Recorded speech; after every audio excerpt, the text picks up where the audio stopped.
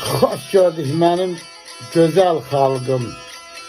Bugün sizlərə mən Borçalımın hörmətli şairə qızı Səringül xanım səda yaradıcılığından bu dünyadan o dünyaya adlı şeirini sizlərlə paylaşıram mənim əzizlərim.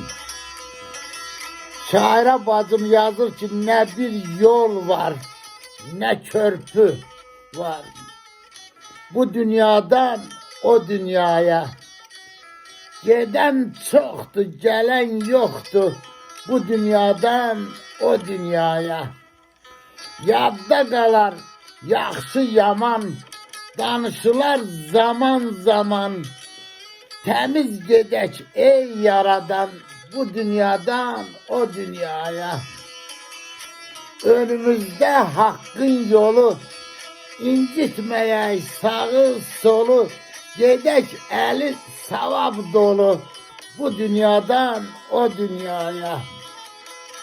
Torpaq altta sökülmez dan, karanlıkta durar zaman, aparılmaz hiç ne insan, bu dünyadan o dünyaya.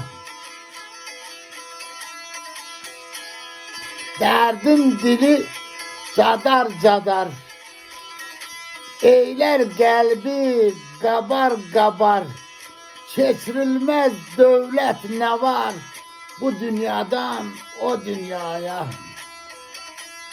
Olma kalbi sen, gözü dar, yamanlığın pis adı var, bacar sen de rahmet apar, bu dünyadan o dünyaya.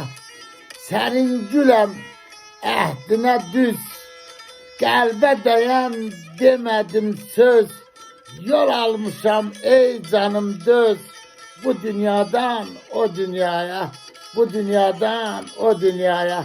Gələcəyiniz və axirətiniz nurlu olsun mənim gözəl xalqım, sağ olun.